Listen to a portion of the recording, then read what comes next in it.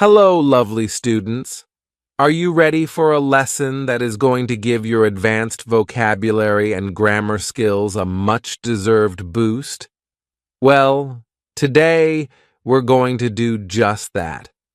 This video is long, but trust me, it's going to be worth every minute. I'm going to help you speak confidently in everyday situations. But we are pushing things to the extreme because you're going to learn how to talk about everyday scenarios at a mind-blowing C1 level. From your morning routine to ordering fast food, and even navigating touchy subjects like flirting and breaking up, this lesson is going to give you the tools you need to use advanced vocabulary and grammar in real life. To a certain extent, some of these examples are a little bit dramatic. In all seriousness, my C1 students tell me that this is their favorite type of lesson. It's basically the most fun way to learn advanced English. To make sure you get the most out of this incredibly useful lesson, okay? Now you know what's happening. Let's dive into your daily routine at the C1 level. Get ready to learn how to describe your day-to-day life with really impressive vocabulary and grammar. Hello, lovely students, and welcome back to Wisdom Wonders. The first thing you learn when you take your first English class is normally the daily routine, right? I wake up, I get up, I eat breakfast. And I thought, what would a daily routine look like at the C1 advanced level? I started to write this lesson just as a little experiment, and it ended up becoming so interesting that I've decided to make it into a video for you. In this lesson, I am going to give you a daily routine on steroids, and on steroids means the most extreme version or a very extreme version. In this daily routine, I am going to give you a ton of super advanced C1 vocabulary, and we're going to cover lots and lots of C1 level grammar structures. So, if you really want to test your English skills, this lesson is for you.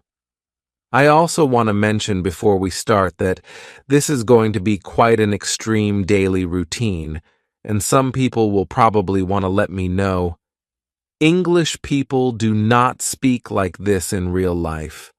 No, I totally agree. I just want to see how far we can go with advanced grammar and advanced vocabulary. All I know is it's going to be complex, and it's going to be fun.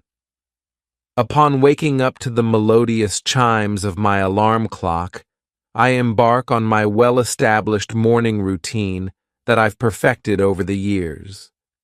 First and foremost, I indulge in a brief meditation session, allowing me to clear my mind and start the day with a sense of calm.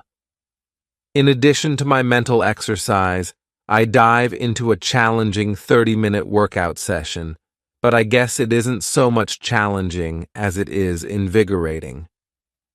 After freshening up, I pamper myself with my nourishing skincare regimen, ensuring a well-hydrated and glowing complexion. I told you this is a daily routine on steroids.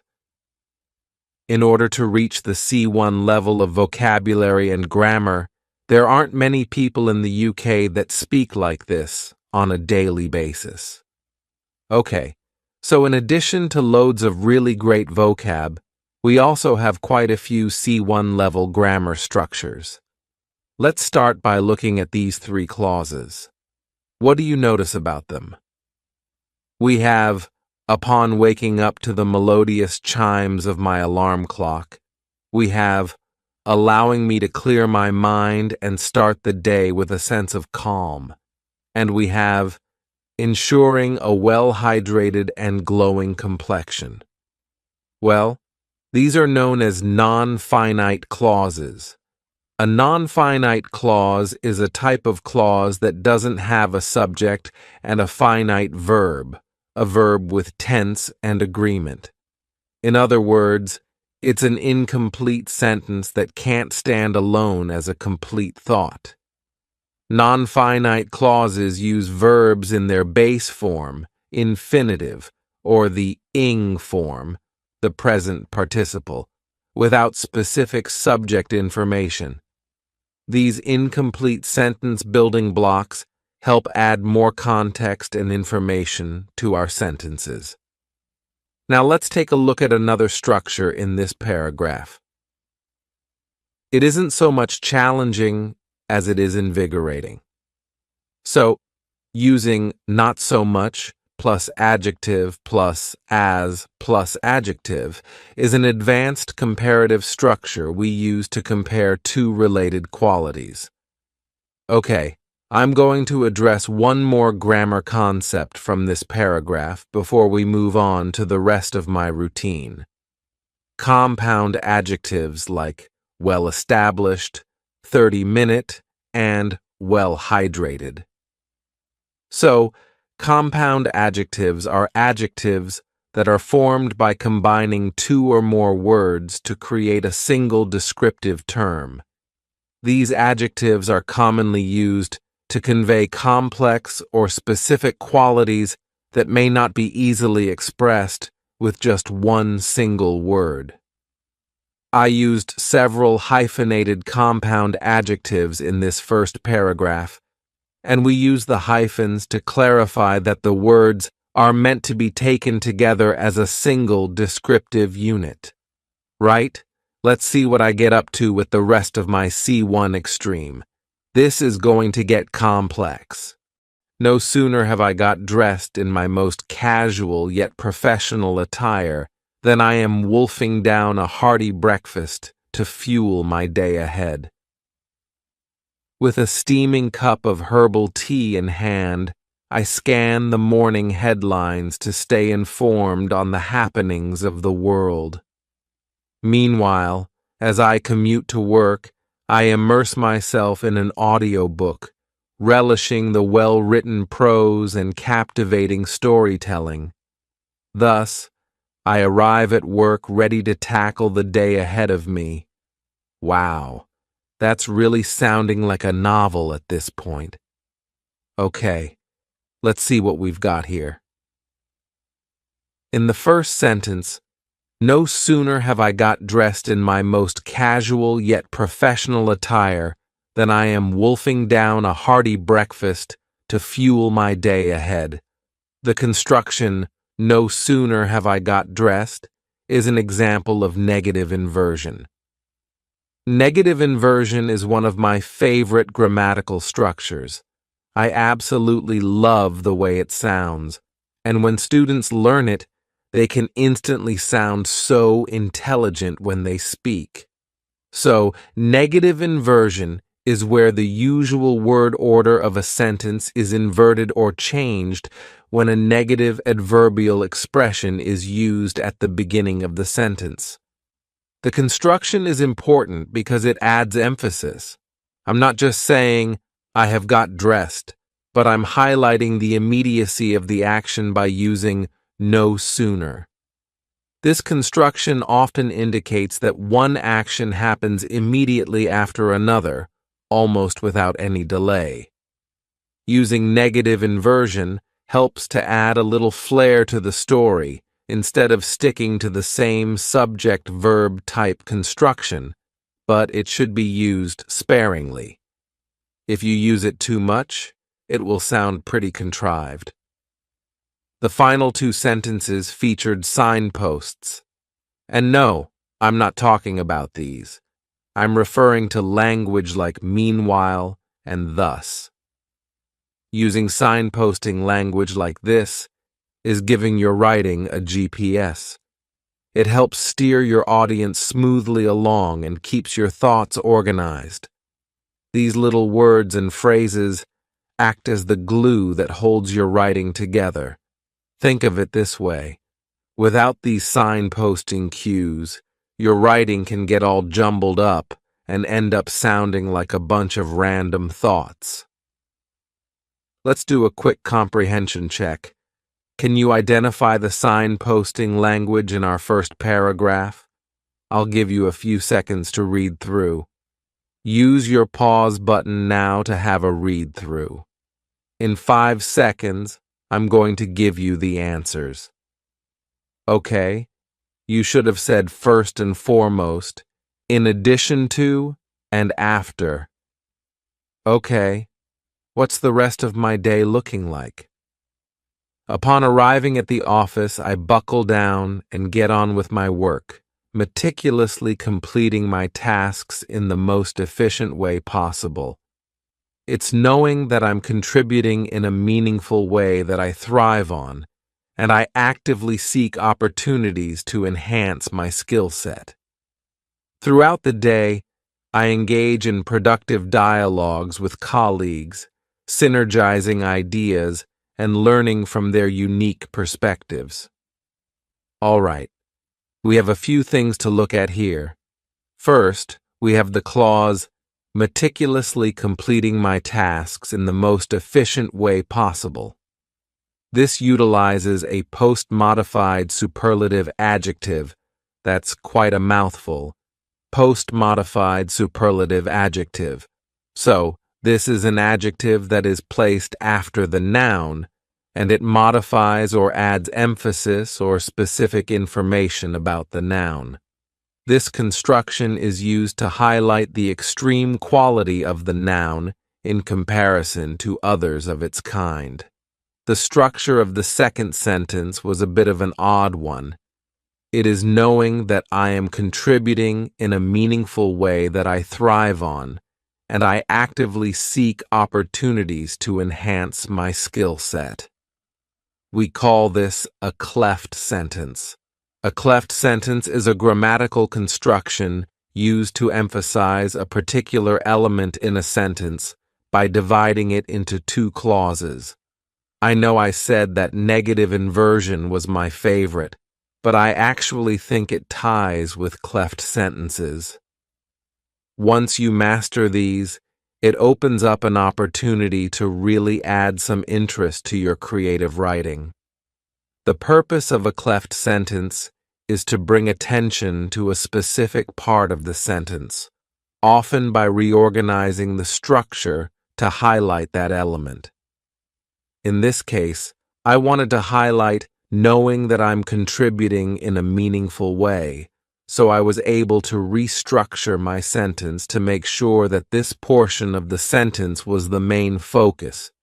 They're pretty nifty, these cleft sentences. Okay, let's move on to the final part of my routine. As the day draws to a close, I reflect on my achievements, striving to be the best version of myself, both personally and professionally. All I hope is that I outdo my previous accomplishments each day as I embrace life with unwavering determination. By adopting this disciplined and purposeful routine, I feel confident that I can continue on a path of self-improvement and well-being. I feel like I'm becoming less and less likable as this daily routine goes on, but it's not about me, it's about the grammar. So, let's see what we have here. In the first sentence, as the day draws to a close, I reflect on my achievements, striving to be the best version of myself, both personally and professionally. We have a few different things going on here. First, we have, as the day draws to a close, which is a subordinate clause, but by C1, you should already be familiar with them. These are clauses that can't stand on their own as individual sentences. They have to be attached to a main or independent clause. We also have a participle clause. Striving to be the best version of myself, both personally and professionally. A participle clause is a type of non-finite clause. We discussed those before. Can you identify the other participle clause in this paragraph? That's right. It's the last sentence. By adopting this disciplined and purposeful routine, I can't say purposeful without going purposeful. That's it's quite a stuffy sounding word to me, quite old-fashioned. Very purposeful. This participle clause also functions as an adverbial phrase because I used the preposition by, explaining how the action in the main clause is achieved. Finally, we saw another common construction of a cleft sentence, my other favorite. All I hope is that I outdo my previous accomplishments each day as I embrace life with unwavering determination. The structure what or all plus clause plus be plus clause is quite commonly used, so it's a good one to have in your back pocket. Oh my word, that was an intense lesson. That's probably one of the most advanced English lessons I have ever delivered. Okay, now that you can talk about your daily life like a pro, let's move on to food and drink. Everyone can relate to this topic, right? And now you'll learn how to discuss it at an advanced level. But before we dig into that, because we will talk about that phrase, hello, lovely students, and welcome back to Wisdom Wonders. Here's a question for you. When you learn another language, when you start to learn English, what is one of the first topics or topics you want to learn about, apart from swear words? Food and drink, obviously. You tick them off, you learn the basic vocabulary, and then you forget about them. I want to bring them back. Today, we're going to learn food and drink, C1 to C2 advanced level. Let's get started with the lesson, and I must say, when you get to a really advanced level of English, people like to say in the comment section, but people don't talk like this in real life. I agree with you, lots of people don't, and it's not necessary. I would say reaching B2 is the level that allows you to really exist in English. C1 is when you are completely fluent to the point where you can have very nuanced conversations. The vocabulary we'll discuss today is the kind of vocabulary you might find in a piece of creative writing, or you might use with someone who is a real foodie or cooking enthusiast. Okay, let's start. I consider myself a bit of a foodie, but I'm definitely not a food snob. I'm just as happy tucking into a simple homemade meal as I am polishing off a Michelin-starred work of art. On a normal day when I wake up, I force myself to gulp down a big glass of water before I indulge my caffeine addiction and brew an aromatic cup of coffee. That first swig always hits the spot. Fellow caffeine addicts, raise your hands. Sometimes I like to work up an appetite before breakfast by going for a run. Other times I can't wait, and I gobble down a steaming bowl of porridge immediately. Okay, here are some of the vocabulary I want to pick out. The first is the phrasal verb to tuck in or to tuck into, and this means to start eating enthusiastically. After hours of preparation, everyone was ready to tuck into the roast dinner. The next one, to polish off, another phrasal verb, means to finish all of something, especially food. I always imagine polishing a plate because it's so clean, because you've eaten everything.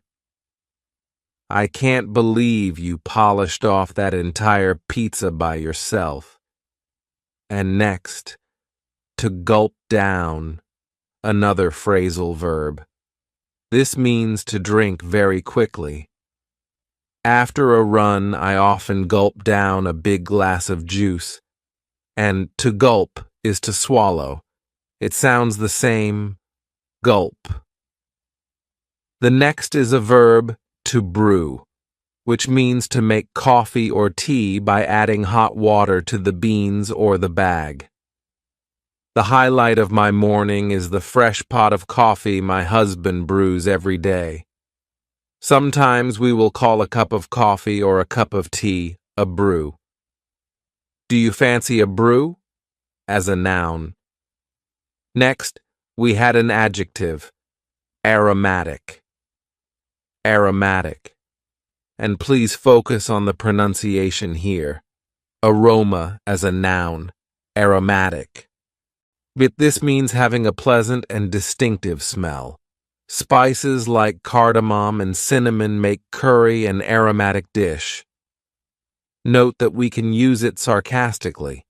If I smell a dirty sock, I might say, very aromatic, meaning it stinks. Number 6, this is a noun, a swig. It means an amount of something that you drink quickly, and it can also be used as a verb, meaning to have a large, quick mouthful of a liquid or gulp of a drink. After reaching the peak of the mountain, he took a big swig from his flask of iced tea. We take a swig. You can say, to have a swig, but take is the stronger collocation. We could also say, he swigged from his flask of iced tea, slightly less common. Number 7, nice phrase here, to work up an appetite. To work up an appetite means to do something, normally strenuous, that makes you feel hungry.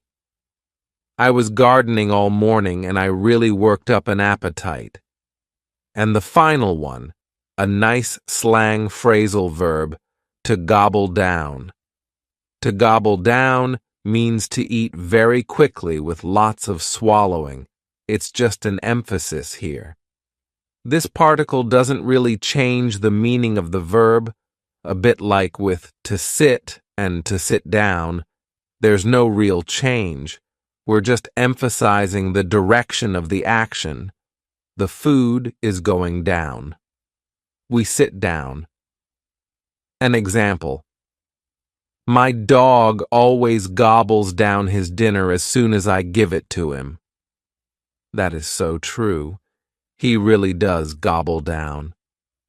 There's no better verb or phrasal verb to describe it. Okay, next part of the story. When I have time, I love nothing more than whipping up some dishes in the kitchen. When I was in Tuscany recently, I learned to make this incredibly flavorsome pasta sauce. The ingredients are so simple, but fresh and it's mouth-watering. I love cooking one-pot meals too because they're so easy and there's minimal cleanup. Speaking of, we're very lucky to have a dog who hoovers up any stray crumbs, so our kitchen is usually pretty clean. Okay, there was a lot of good vocab in that passage, so let's have a look. Number 9, we have to whip up. To whip up is a nice slang phrasal verb. It means to cook something quickly, especially using whatever ingredients you have to hand. Don't worry, everyone. I'm going to whip up a gourmet feast of beans on toast. Beans on toast is a really typical British meal when you don't have any food in the house.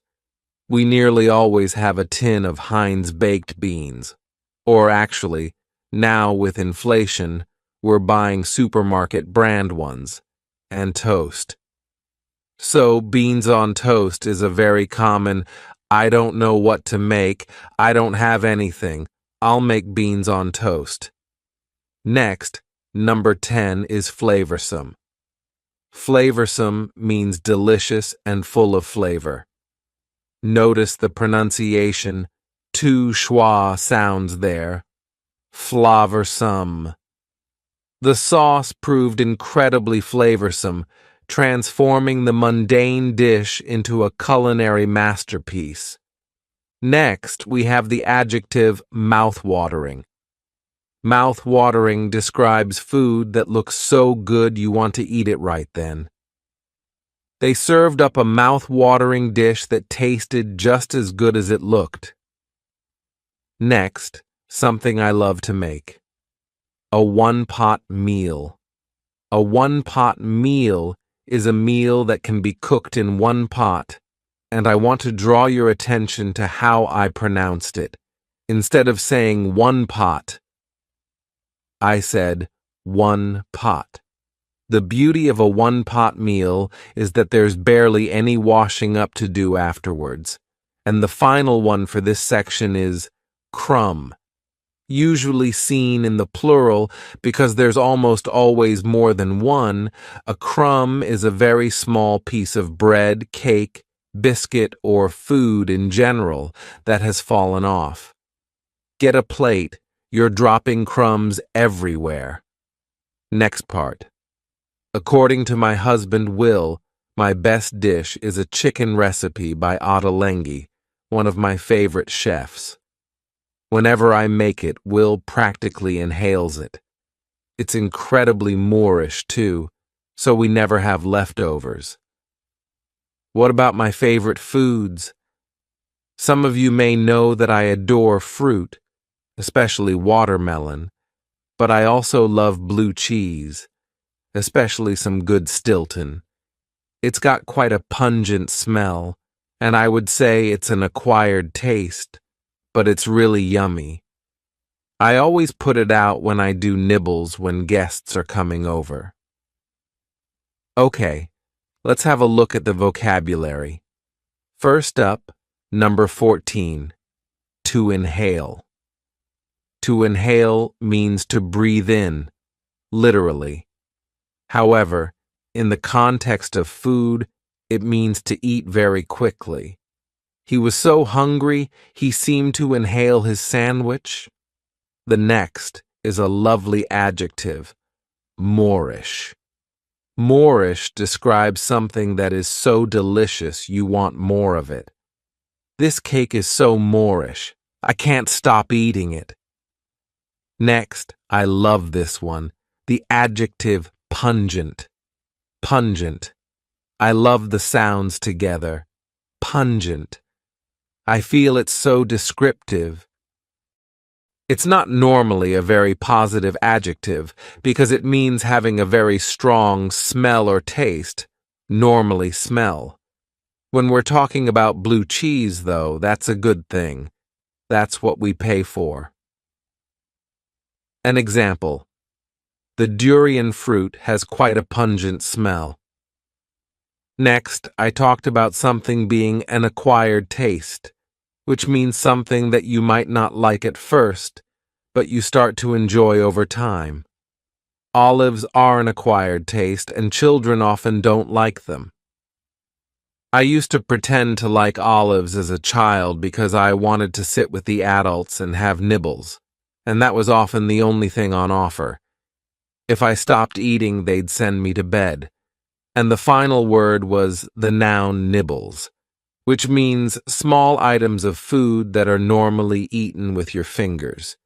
You will often see them on restaurant menus, nibbles, then starters, mains, desserts. We also have the verb to nibble, which means to take a small bite of something. And if you have a nibble of something, again, you take a small bite. But nibbles in general are little snacks you normally eat with your fingers. I put out some nibbles like cheese and crackers before dinner. Okay, last part of the story. Will and I also love eating out. If I know we're going somewhere special, I make sure to not spoil my appetite beforehand. Even so, my eyes are often bigger than my stomach, and I end up with too much food. Doggy bags aren't much of a thing in the UK, but I wish they were. I always walk out of a restaurant completely stuffed. Okay, finally, here are 4 more words and phrases to finish off this video. Number 19 is to spoil one's appetite. To spoil one's appetite means to eat something before a meal that causes you to fill up or not feel hungry. Don't have that chocolate bar. It'll spoil your appetite. Next, one's eyes are bigger than one's stomach. If your eyes are bigger than your stomach, it means you order or put too much food on your plate and you can't finish it. I always have eyes bigger than my stomach at a buffet. I want to pile my plate with absolutely everything. And then when I start eating, I realize I've taken way too much. An example. Sorry, I really can't finish this. My eyes were bigger than my stomach. The next phrase, and this one might surprise you, is doggy bag.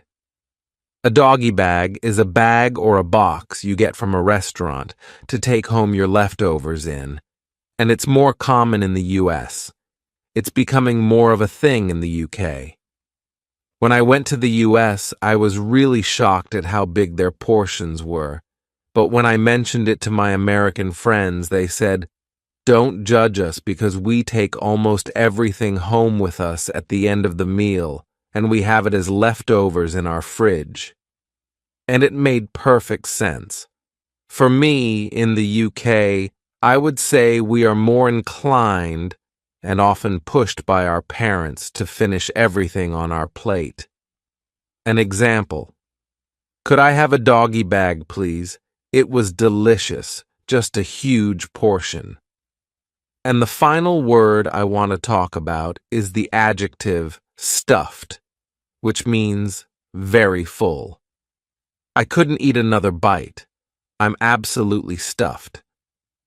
Okay, that's it for your C1 food and drink lesson. Now that you've got a taste for food and drink vocabulary, let's focus on a specific scenario, ordering a coffee. If you're not a coffee person, don't worry. These skills can be applied to ordering whatever your drink of choice might be. Let's take your coffee ordering skills to the next level. Hello, lovely students, and welcome back to Wisdom Wonders. Today I decided to really push myself and push you too, and see if I could write a lesson about ordering a coffee in English at a C1 level. How advanced can we make ordering a simple cup of coffee? Oh, just watch me. It's going to get advanced. Right. Let's get started. So we all know that ordering a coffee is one of the first things you learn in English, and it can be very simple. Can I have a coffee, please? This way of ordering a coffee is absolutely fine. It's perfect, in fact. Although it probably wouldn't work in somewhere like Starbucks, where an order is more like, "Can I get a doppio half-calf skinny mocha venti to go?" You love one of those, I know I do. But that's not what we're talking about today. I want to order a normal coffee in advanced English. And I know what some people are going to say when they hear my order. People never speak like that. I agree. It's not necessary, but it's fun and it's cool. And if we can't have fun, cool English lessons, then what have we got? I think it's fun to see how far we can take it. And more importantly for you, I think it's a fun and memorable way to introduce some advanced grammatical structures and vocabulary. Are you ready? We're going to move up through the levels. Level 1. Black coffee, please. This is the simplest way to order a coffee, and it's perhaps not the most polite way to order in a coffee shop. But if you're ordering as part of a group after dinner, for example, I think it's fine. The addition of please at the end, though, is important. Let's take it up a notch. Level 2. Can I have a black coffee, please? Here the request is formulated as a question using the modal verb can, which makes it more polite than the first one. You will often hear this said as, "Can I get a black coffee, please?" This is slightly more common in American English, but it's making its way into British English. Some people don't like the use of get here, but a lot of native speakers use it. Now let's say this more politely. Level 3. May I please have a black coffee with a splash of milk? All right, we're getting a little bit more complex here. This is a very polite way to order a coffee using the modal verb may. You can also replace may with the modal verb could, which is a more polite way to make requests than can. You can also see that the word please has moved from the end to directly after may. This front-loading of please emphasizes the politeness of the request and sets a formal tone from the outset. We are also now asking for a splash of milk, and a splash means a small amount of liquid in this context. Okay, can I go further? Level 4. Could you kindly prepare a black coffee with a splash of milk and 2 sugars? Okay, we're getting closer to advanced level here and further from reality. Now we have the modal verb could, which I talked about in level 3, and instead of please, we can see the adverb kindly. This is another way to soften a request and make it more polite. Let's add a little more advanced language. Level 5. Would it be possible for you to brew a medium-sized black coffee with a splash of milk, 2 sugars, and a sprinkling of cinnamon on top? All right, this one is even more polite and a bit poetic as well. Would it be possible is a very polite way to form a question. We also have some more advanced vocabulary, including to brew, meaning to make a hot drink like coffee or tea, and sprinkling, which means a small amount of liquid or powder that is dropped onto a surface. Can I make it even more advanced? Level 6, and we're not even at the end yet. If it's not too much trouble, could you please craft a medium-sized black coffee enriched with a splash of organic milk and precisely 2 cubes of raw sugar while ensuring it's brewed to the optimum temperature, and then garnish it with a delicate sprinkling of cinnamon on top? We're moving into nightmare customer territory now. If it's not too much trouble is a very polite way of asking someone to do something. We often add it to the beginning of a request, often when we know the request is going to cause some extra effort. Now we're asking for the barista to craft the coffee, not just make one. Craft means to make objects in a skilled way, especially with your hands, and the coffee is to be enriched with a splash of milk. To enrich means to make the quality of something better by adding something else. Then it is to be brewed to the optimum temperature. Optimum means best possible. You might hear the synonym optimal or optimum used in American English. And then we have garnished with cinnamon. To garnish means to decorate food or drink with a small amount of food. Can this customer get any worse? Yes. The answer is yes. If you've ever worked in retail or hospitality, you know the answer is yes. Here is my coffee order in its final form. Level 7. Would you be so kind as to commence the artisanal preparation of a medium-sized black coffee, sourced if possible from single-origin beans and brewed at precisely 89 degrees. It should be complemented with a splash of organic, locally sourced milk, sweetened to a modest degree with exactly 2 cubes of raw sugar and adorned with a subtle yet discernible sprinkling of hand-rolled cinnamon. Finally, if I may, I request that it be presented in a ceramic mug featuring a handle ergonomically designed for a right-handed individual. Someone is definitely going to spit in this customer's coffee. Let's look at the grammar. Would you be so kind as to is a very, very polite and formal way to make a request. And in the final sentence, you saw the structure, I request that it be presented. This sentence uses the subjunctive mood, which is a formal structure in English, and appears after certain verbs like request. And the vocabulary. First, there is to commence, which means to begin. We had artisanal meaning prepared in a traditional way. We have complemented. This is the verb to complement with an E. It's different from the one with an I.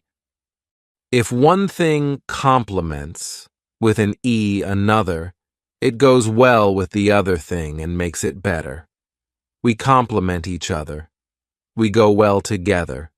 We make each other better. We complement each other means we give each other compliments. I like your dress. I like your hair.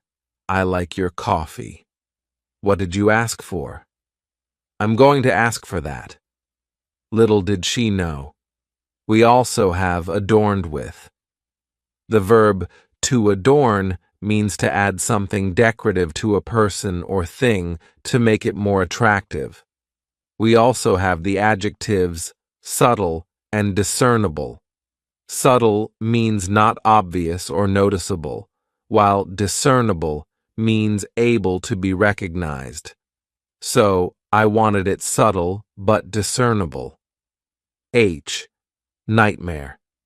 And finally, perhaps the most egregious request, an ergonomically designed handle. Ergonomically means in a way that makes something, equipment or furniture, comfortable and effective for people who use it. What did you think of my C1 level coffee order? Is it realistic? No. Is it interesting? I think so, and I hope it will help you to remember some of the structures and vocabulary that I've presented. We really do use all of these words and phrases in real life. Okay, now it's time to shift gears and spice things up. In this lesson, we're going to explore the art of flirting in English.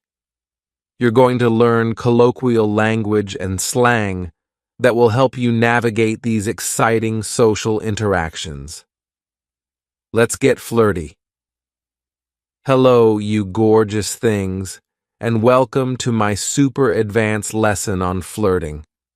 In this lesson, I am going to show you how you can ask someone out, how you can flirt with someone at a C1 to C2 advanced level.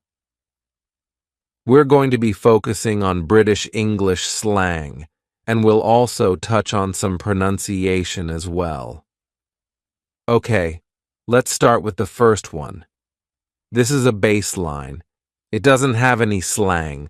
It's a starting point so that you can make comparisons with later passages. Let's try it. Ready? My friend doesn't think you'll agree to go on a date with me, but I'd love to take you out for dinner sometime. Nice and simple, a nice easy start. That's our baseline. Let's move to the next level. Level 2. I've been wanting to ask you out all night, but my mate told me I had no chance of getting a date with you.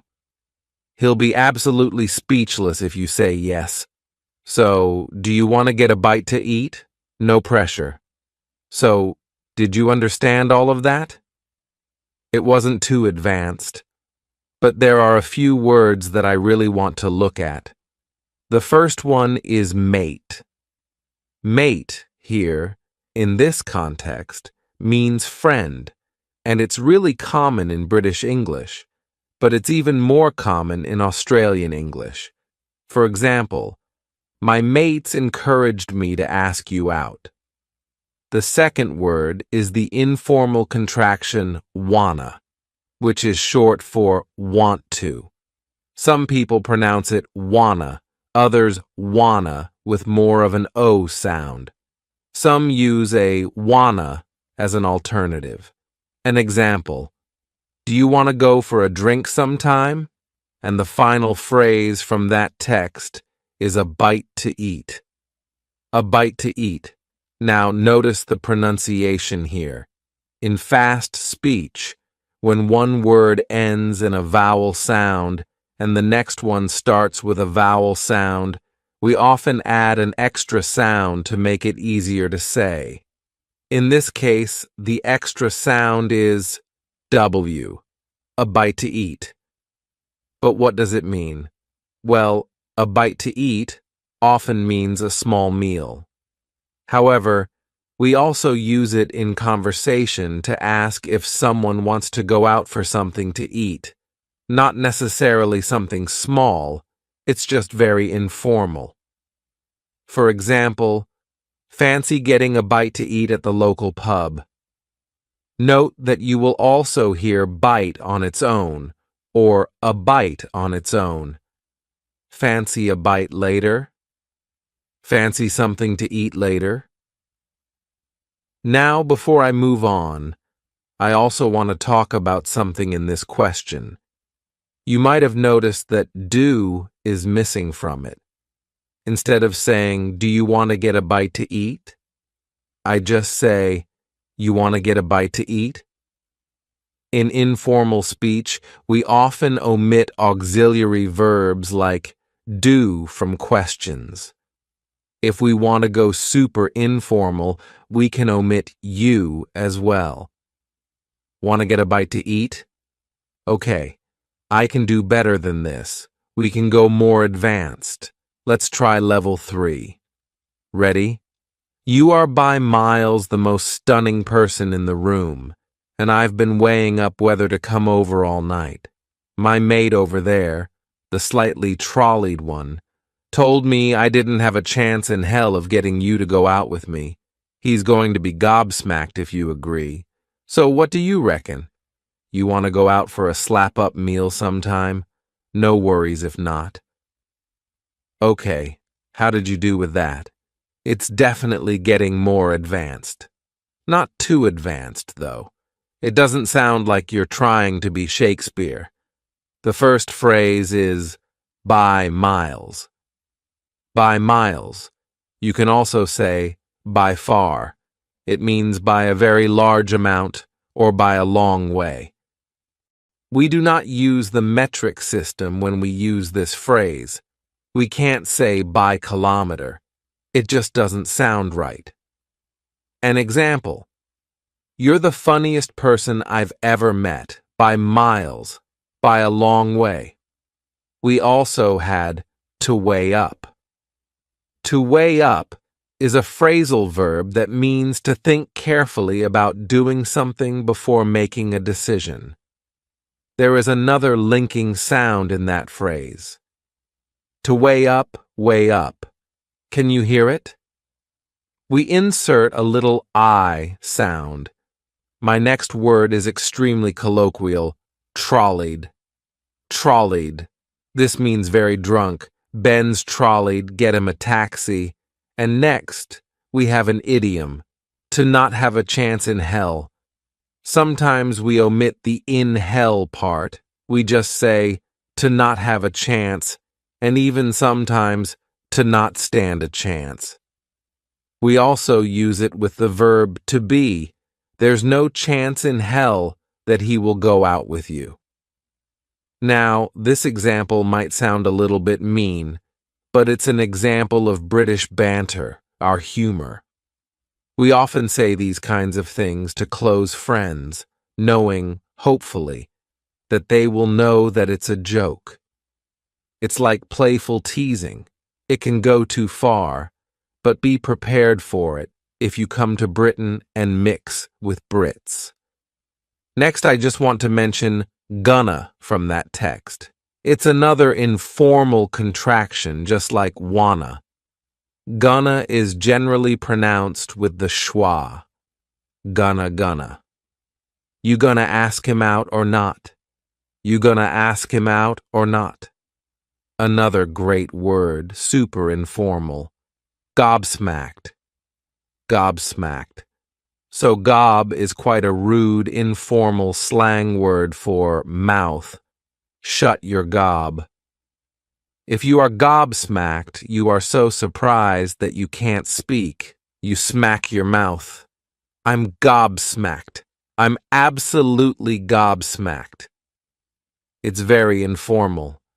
I was gobsmacked when he turned up to our date wearing a tuxedo, black tie.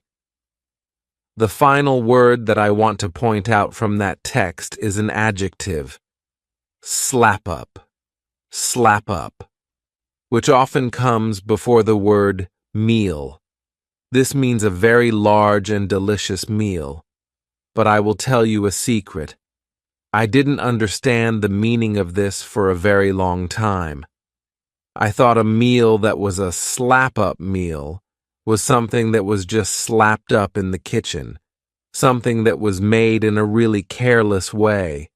So honestly, if someone had invited me for a slap-up meal, I'd have said, well, maybe you could put in a little bit more effort. An example, I'd love to take you out for a slap-up meal sometime, a really large and delicious and luxurious meal. That was good, but I think we can make it even more advanced. Here is number 4, level 4, the final level. Ready? My mate, the tipsy one by the bar, is absolutely sick of me banging on about how stunning you look and told me to shut my cake hole and do something about it. Anyway, I decided nothing ventured, nothing gained, so I'm here to ask you out for dinner. He'll be floored if you say yes, maybe literally. He's more than tipsy, to be honest, and I'll be well chuffed to get a date with the fittest person in London. No stress if you don't fancy it, though. Okay, how was that one? Would you say yes to me? It was packed full of slang, so let me break some of it down for you. We have to be sick of something. If you are sick of something, you are bored of something, because it's annoying, it's repetitive. You will also hear people say, I'm sick of it, I'm sick of this, I'm bored of this. An example, I'm sick of you talking about Dylan. Either ask him out or stop. We also have to bang on about something. To bang on about. This means to talk for a long time about something in a way that is annoying. Ruth's been banging on about her date for hours. Did you notice that when I'm trying to be extra informal, instead of saying banging with the arring sound at the end, I said bangin', bangin', and sometimes we do this for emphasis. It also sometimes happens when we talk quickly. I've been singing for hours, should be singing. The next word is possibly the funniest one on my list. Cake hole, which is British slang for mouth. Isn't that wonderful? It's literally the hole that you put cake into. So, we've had gob and cake hole. This is an incredibly rude lesson. It's not a polite word, but you will often hear it in the phrase, shut your cake hole, shut your mouth. In American English, they often say pie hole, which maybe means that Americans prefer pie over cake. Now I want to talk about the idiom, nothing ventured, nothing gained. This is a proverb meaning that you have to take risks to achieve something or to get something good. If you don't take any risks, you won't get the reward. An example, just ask Raby on a date. Nothing ventured, nothing gained. Next, let's look at the verb to floor, which means to confuse or to surprise someone so much that they don't know what to say. Very slang here. You saw this phrase in the passive voice, he'll be floored. But you can also use it in the active voice. Amelia floored me when she asked me if I wanted to dance. I didn't think she knew who I was. After that, you heard the most marvelous slang adjective, chuffed. Chuffed, which means very happy or proud or sometimes even satisfied in a really positive way. I was really chuffed, surprised, and happy. I was really chuffed when Tom gave me his phone number, or I was so chuffed with my exam result. We sometimes say, well chuffed or chuffed to bits for emphasis, using well instead of very, or incredibly is uber slang. It's not traditionally grammatically correct, but it's a common feature in many dialects. You look well nice today. That food is well good. Unless you're trying to integrate into a specific community that uses it, I wouldn't say it's something that you should really say, but it's really important to understand it. And the final word that I want to talk about is fit. Fit, which in the text, in that context, means physically attractive. We met some really fit guys at the pub last night.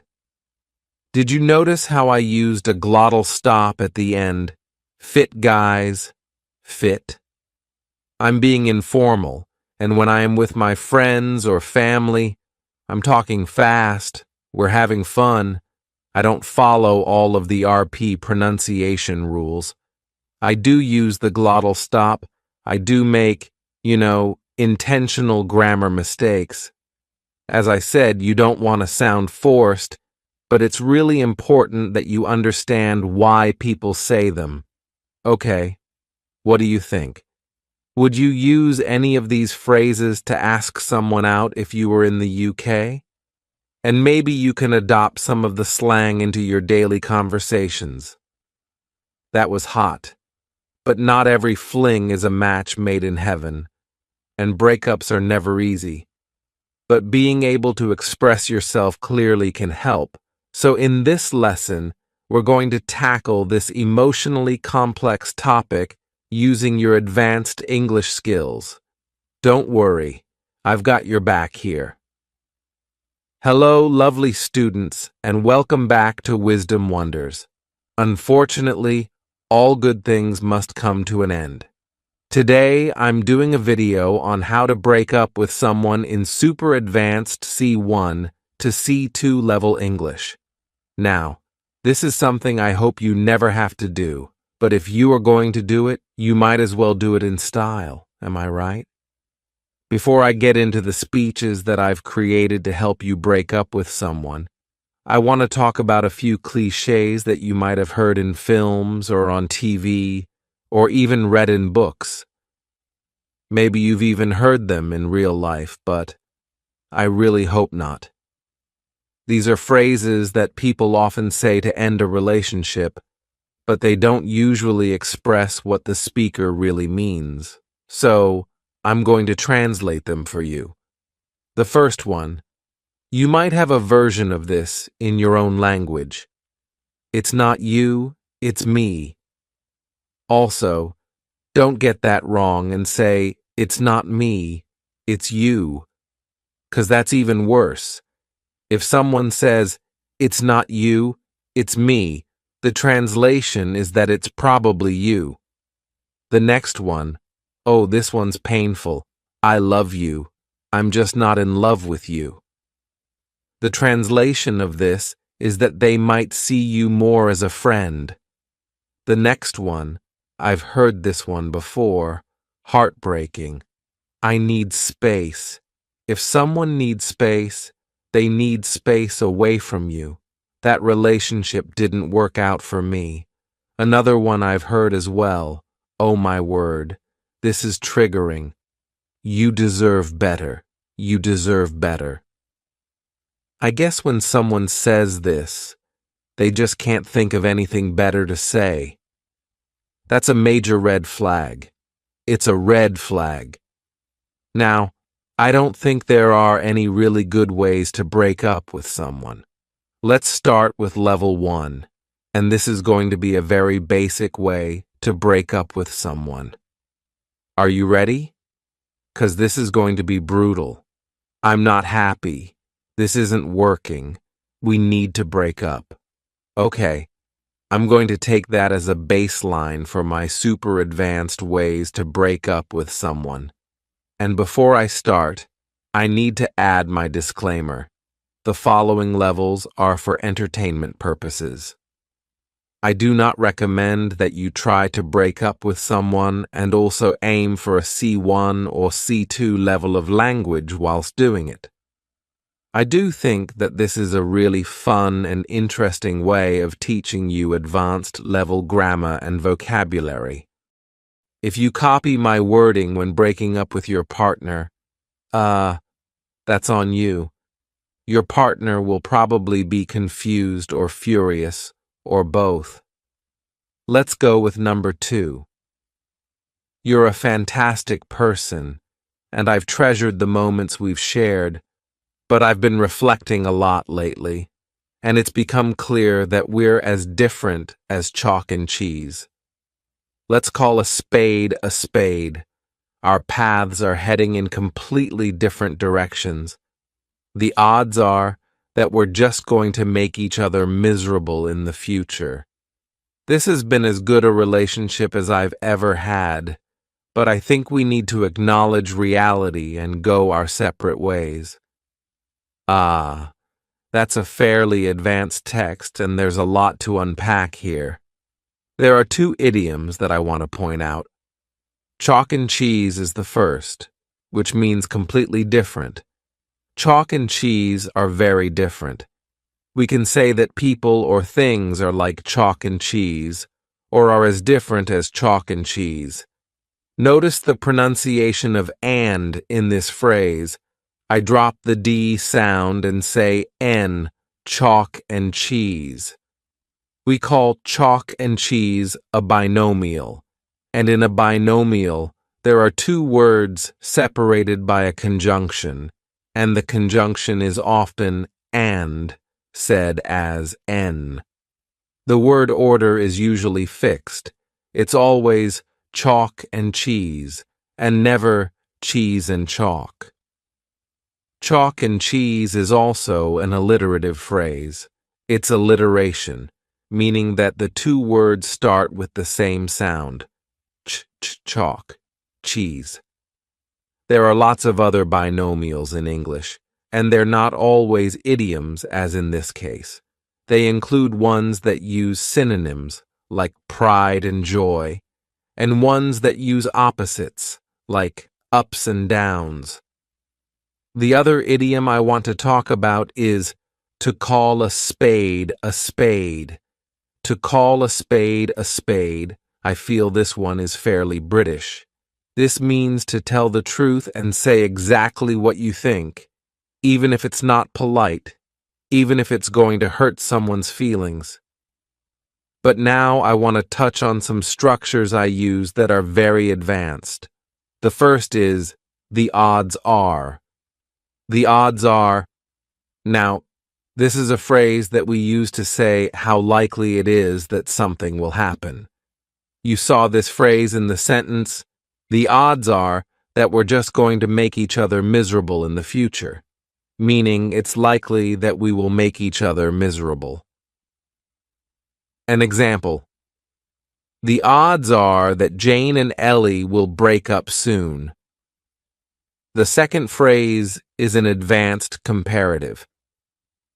You saw this in the sentence, this has been as good a relationship as I've ever had. As good a relationship, I'm saying as. As is a weak form. As good a relationship. This means that the relationship was as good as or equally good as any other relationship the person has had. The structure is, as plus adjective plus a or and plus noun plus as. You're as patient a partner as I could wish for. You're as perfect a match as I could ever hope for. All right, let's see if we can make it more advanced. Let's move to level 3. Are you ready? Our relationship has experienced its share of waxing and waning. You know that I've always had a jealous streak, but lately I've been feeling there's a lack of trust between us. It's been an honor to have been a part of your life, and I've cherished our time together. However, given that trust is fundamental, we would be better off parting ways.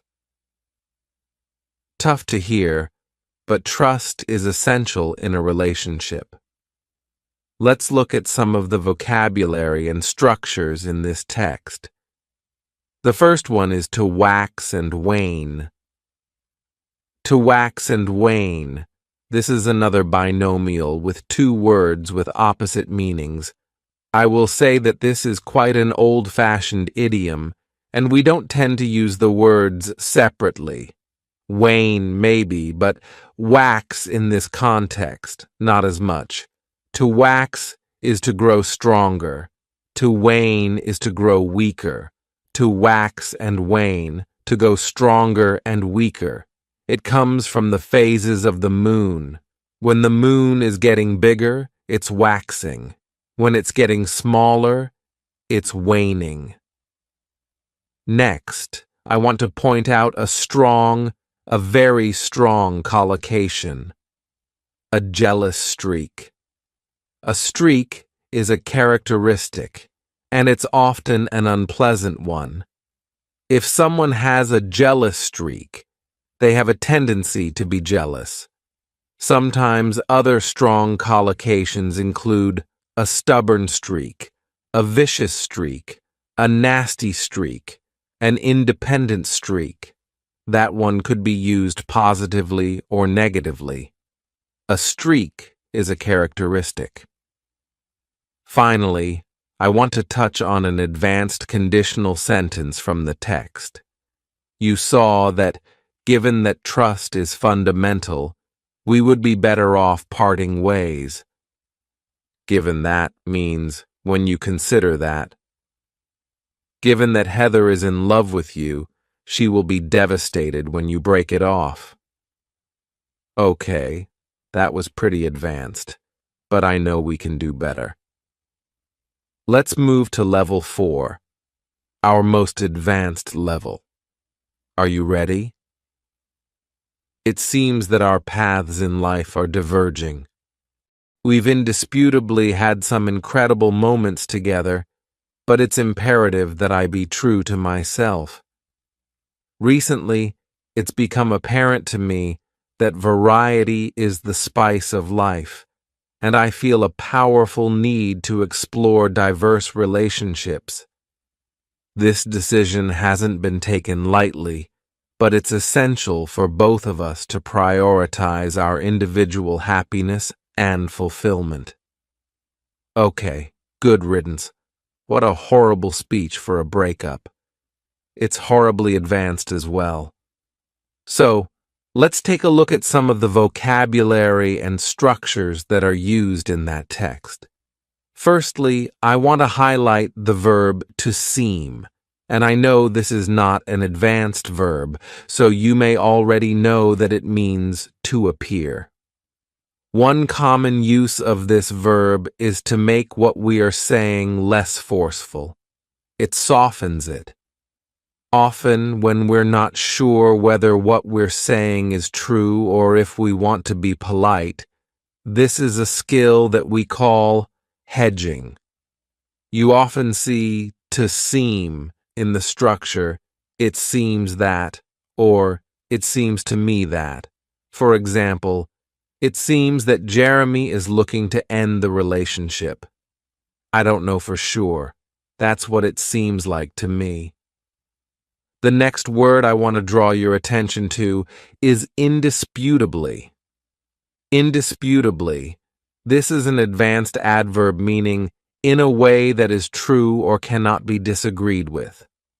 The adverb indisputably emphasizes or boosts what we're saying. Other similar adverbs include undeniably and unquestionably. Hedging and boosting are really important skills to learn when you reach an advanced level in English. Now, I want to talk about the phrase, variety is the spice of life. It's a proverb that means new things and changes make life more interesting.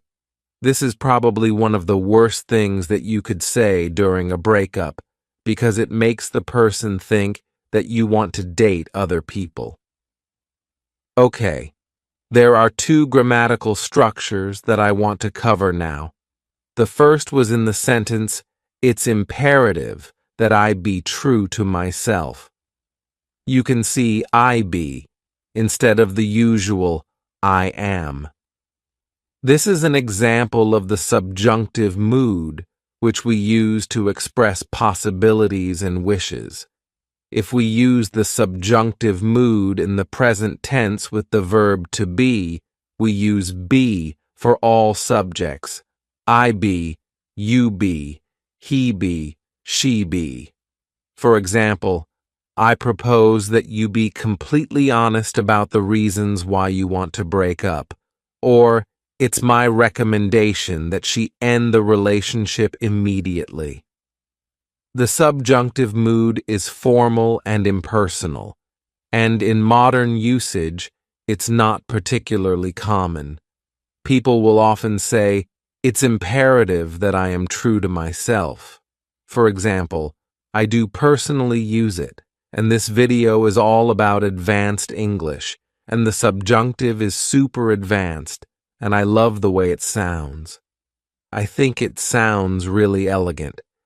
I just like it, and I think you should like it too. Finally, I want to look at the passive voice. You saw it in this sentence. This decision hasn't been taken lightly.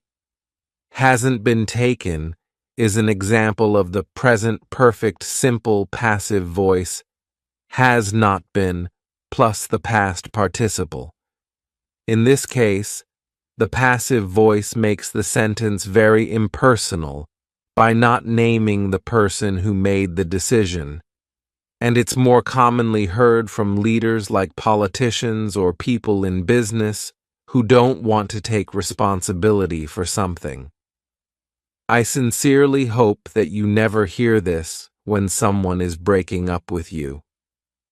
Well, I really hope no one ever breaks up with you, but I really hope they don't use the passive voice whilst doing it.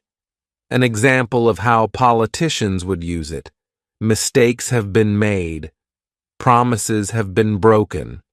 They're not saying, "I made a mistake," or "we broke promises." They have been broken. They have been made. Okay. Well, the course of true love never did run smooth. Shakespeare said that, not me. Okay. If you're still here, well done. That was intense. From discussing your daily routine to navigating the complexities of relationships, you've learned so much advanced English vocabulary and grammar, and I hope you feel more confident in your ability to tackle these real-life situations and express yourself with a little more flair, a little more art. Hope you have enjoyed the reading. Bye for now.